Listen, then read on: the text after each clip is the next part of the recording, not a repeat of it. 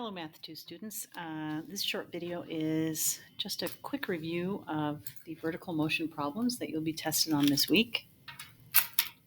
I'm going to just go through this first problem from your homework, and I'm going to demonstrate how you can solve the first problem either using your graphing calculator or by hand.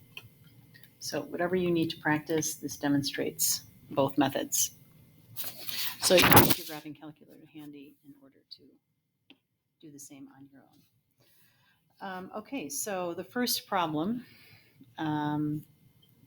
has someone throwing a pebble off a cliff this height at this velocity. So the first thing we need to do is plug in those values into the equation. You'll have to know where they go. Pretty straightforward. And then we're going to answer these questions, and we're going to be strategic about the order that we answer them in. So let's first write the equation, which would be h of t equals negative 16t squared plus the initial velocity of 256 feet per second plus the starting height, which of course is the y-intercept. That's going to be helpful to keep in mind when you use your graphing calculator to solve this. So we have three questions. How high is the object after 3 seconds? Then you have to find the maximum height of the pebble and when it happens. You'll have to answer how long it will take for the height of the pebble to reach 2,640 feet. And how long will it take for the object to hit the ground? So the first question is pretty straightforward. It's how high the object will be after 3 seconds. For question A, all you're doing is replacing this time that they're giving you, 3 seconds, in your equation here into h of t. So you would be finding h of 3. And of course, you can do that by hand by just plugging in 3. So that's simply a matter of plugging that into your calculator. So all I would do is negative 16 times 3 squared plus 256 times 3 plus 1,680. And of course, these calculations, although I'm doing them on my graphing calculator, you can do these on a simple calculator. I can do it all in one go here.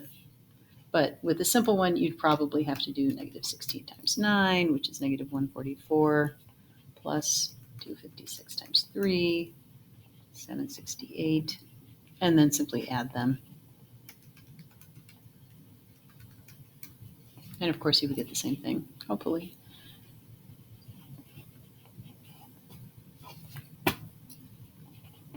So on your test, you'll answer that in a complete sentence, but the answer is that it will be at 2,304 feet after 3 seconds. How do I do this using my graphing calculator? Well, I will, of course, start by plugging in the equation into the y equals screen, right? Y equals, enter the equation, making sure that when you enter a negative 16, you use this key and not this key. You'll get an error message if you use that key. It thinks it's a minus. So, of course, I could just graph this if I wanted to see some features of the parabola, but I'm just looking for this one value. So I would go to my table for that. I would simply look at an x value of 3 and find the corresponding y value, which of course matches what I have here. All right, so let's move on to another question. What is the maximum height of the pebble, and when does that happen? So question B involves finding the vertex, right? We need the vertex for this if we're looking for the max height. And of course, this question can be answered by using both pieces of the vertex. So first I'm going to show you how to do this by hand. So if I'm looking for the vertex of this equation, Well, I could put it in vertex form, but it's so much easier if I simply use the formula for the axis of symmetry, find the x value of the, or take the x value of the axis of symmetry and plug that into the original equation to find the corresponding y value. Then I have the vertex. So this is just negative 256 over 2 times negative 16. So negative 256 over negative 32. I would use a simple calculator for this.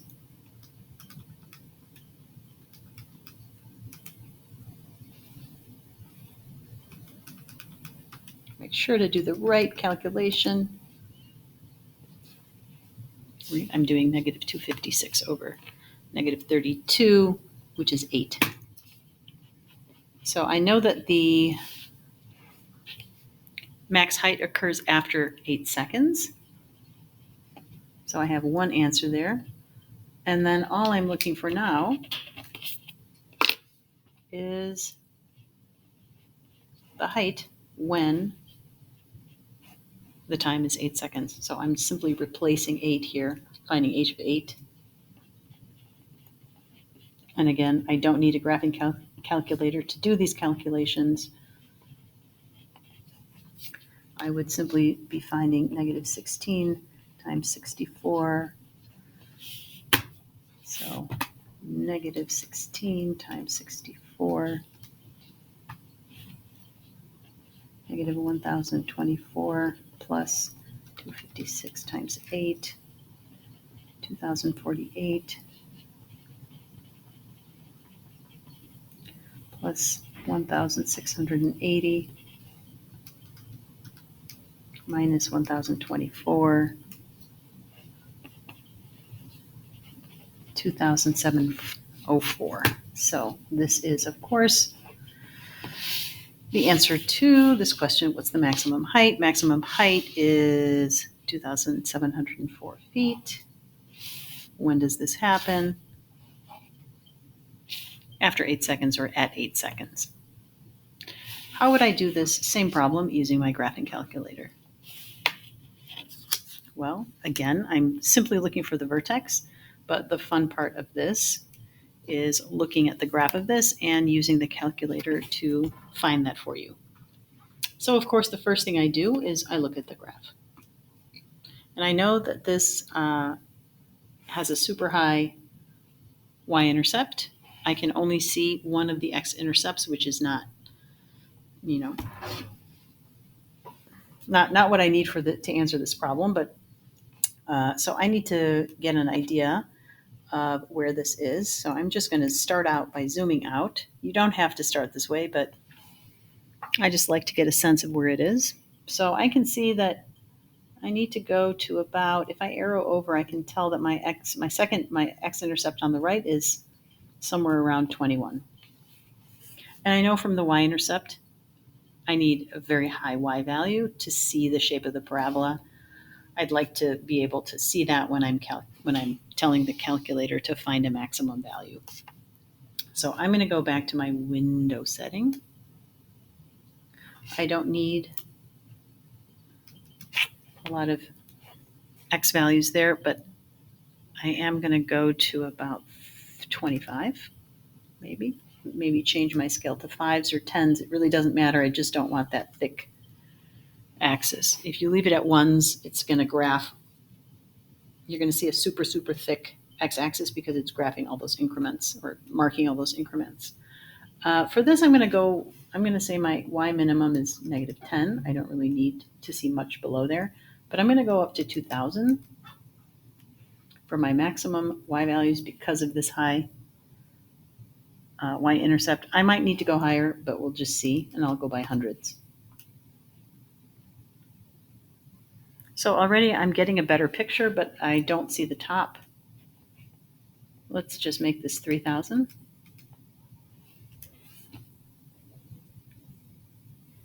And so now I have a clear view of my vertex, and now I'm ready to use the calc function, which is right here. So I'm simply going to say second calc. So second calc. And then I'm going to select maximum. So I simply need to set the boundaries for the calculator to find a maximum value. So I simply need to make sure I'm to the left of the vertex. Then I hit enter. You'll notice that then we get a new prompt. How far to the right should you go? What's the right boundary? So move the little spider to the right of the vertex, hit enter. It's going to ask you to guess. You don't need to guess, you simply need to hit enter. And so you can see the vertex is at 8 and 2,704.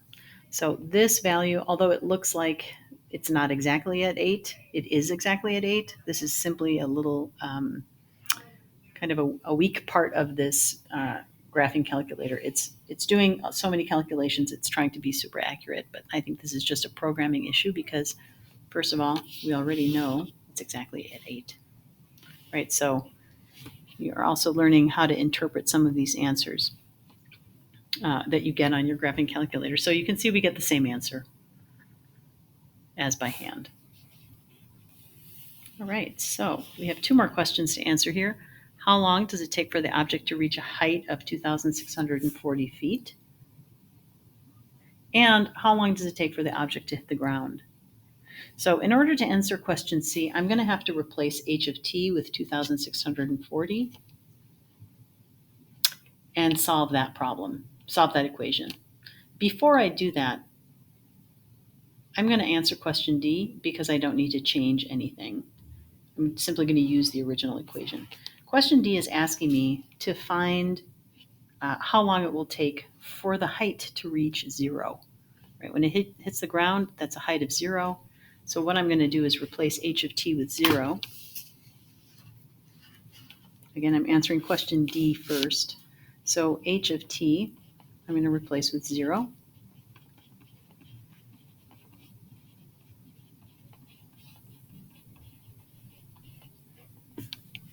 And since what I'm looking for, like if I think about the graph, I'm looking for my x-intercepts. This is when the height is 0. And I know that this one doesn't make sense because that's a negative time. So I'm really just looking for the one x-intercept here. So I'm going to show you how to do that by hand first. So I'm simply trying to solve this equation.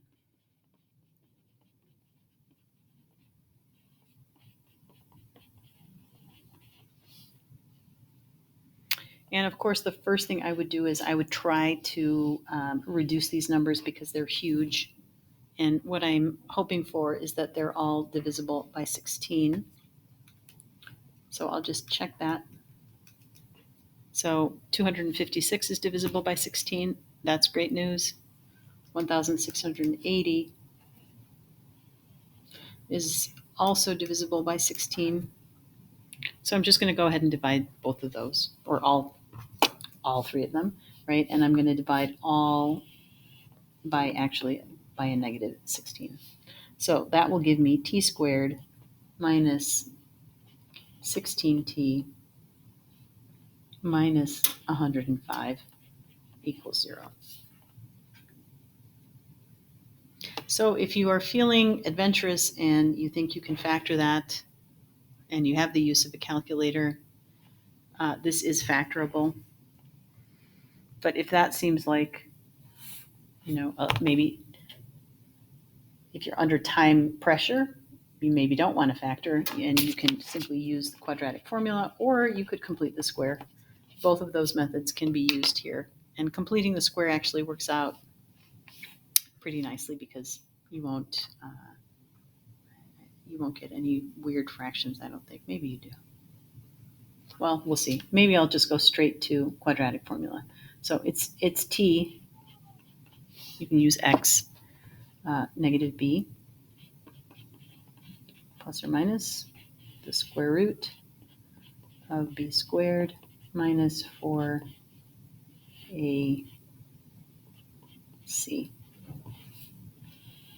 divided by 2a.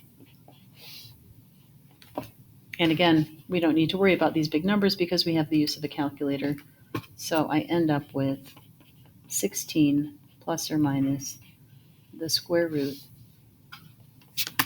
of 16 squared, 256. Doesn't matter that it's negative because I'm squaring it. This becomes plus 420. I'm taking a test. I'm punching it into my calculator even if I think I'm doing it correctly, just to make sure. All of this over 2. So I get 16 plus or minus the square root of 676 all over 2. Let's see if 676 is a perfect square.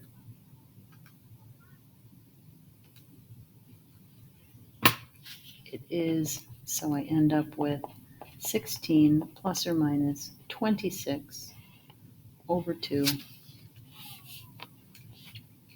So 16 plus 26 is 42 over 2 is 21 seconds. And then 16 minus 26 is negative 10. I already know that this answer is not one I'm going to use, but I'm going to write it anyway. So negative 10 over 2 is negative 5. The only answer that makes sense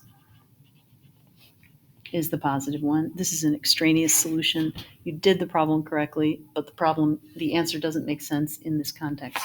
So our answer there would be 21 seconds is when the pebble will hit the beach or the ground. How do I do this on my graphing calculator? Well, I take the original equation that I had in there. And since I'm looking for when it's equal to 0, I'm looking for the x-intercept. So this looks a little difficult to see, so I'm going to maybe make this negative 20. I'd like to see that a little bit better.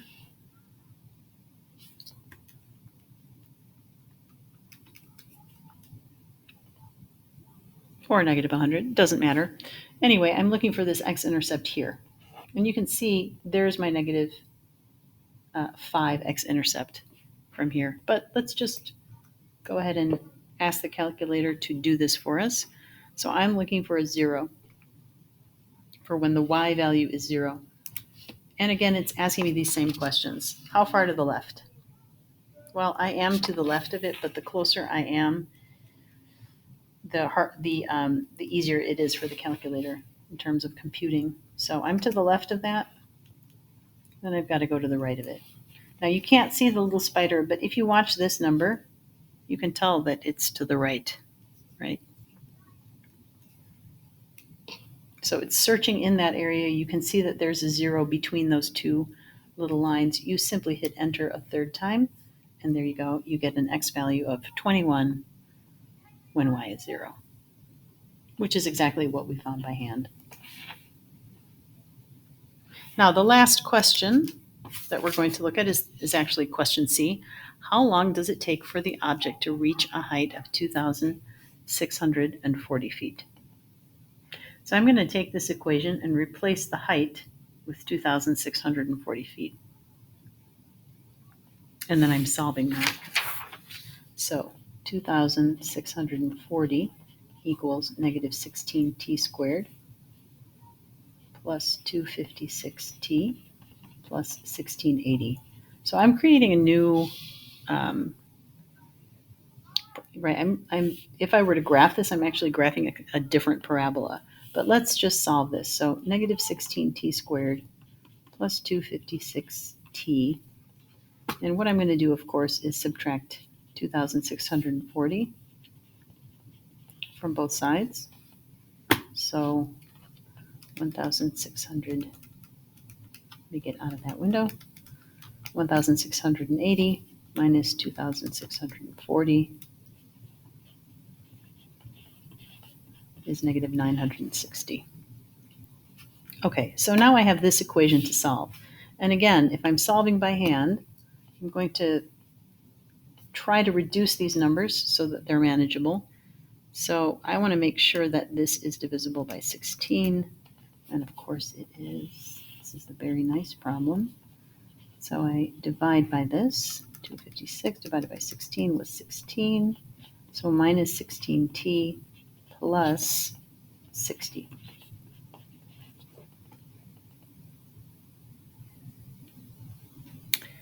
And this looks like I might be able to factor this. So I can see pretty quickly that the two factors of 60 that add up to negative 16, right? I don't really need to worry about this, like splitting the middle term here, because I can see I have a 1 here, first of all, so I can just say t and t minus 10 and minus 6. Using Mr. T, you would do the same. T and T, what factors of 60, right? Your factors of 60 go here, would give me negative 16. It would be negative 6 and negative 10. And you can see when you cross multiply and add, you get negative 16, which means I have two possible answers that work, 6 and 10. And that's because if you think about this, the original parabola, let's look at the original parabola. The original parabola, which models, the height of the pebble over time, this starting point is 1,680 feet, and I'm trying to find out when it will be 2,640 feet high. So it's going to go up, and it will be somewhere over here, will be 2,640 feet. On the way up, it will reach this height after 6 seconds, and then at 10 seconds on its way down, it's going to reach that height on the way down. Now, another way to see that on your graphing calculator would be to graph y equals 2,640. So you can see here that the pebble will reach the height at 6 seconds and at 10 seconds. It's where those are kind of crossing over. But if I'm using my graphing calculator to solve this equation, I have to plug in that new equation. That's going to give me a different parabola. So I'm going to change this to minus 960. And I'll have, a completely different view, right? Like I need a different window for this. So the settings that I had for my original parabola are very different, right? It was originally 1,680. I need a negative 960. So let's change the window to 100. There we go. So I'm looking for these two x-intercepts here, right? Because what I'm looking for is when this equals 0. So I'm looking for the two zeros of this function. So I'm doing the same thing. Second calc, 0. Now I want to be to the left of this guy. I'm going to find this one first. I hit enter, then I move to the right. I hit enter one more time. And there you have it. X is 6 when y is 0. And I would have to do the same thing again. Second calc, 0. Just make sure you're to the left. Then make sure you're to the right. Hit enter again. And there's the 10. Now before I let you go, I'm going to show you another way to do this. If I hit second calc, 0, and I go to the left of both of these, this is where the guess function comes in. There are two zeros within the range that you're telling the calculator to search. If you move this little spider close to the 0 you're looking for, it will find that one. So if I move it there and hit enter, it gives me that one. If I do this again and set the same boundaries, if I'm to the left and right of both, but I move this guy closer, to the second 0, it will find that one. So that's why it asks you for a guess, because if you include more zeros than, if you include multiple zeros in there, you can simply move the cursor to find the one that you're looking for. So we have now answered all 4 questions. That short video turned out to be kind of long. I hope it was helpful. And one last bit of advice for this second question. This question would not be one I would want to do by hand. So use your calculator, use all the skills you just learned in this video, and good luck with your studying. See you soon.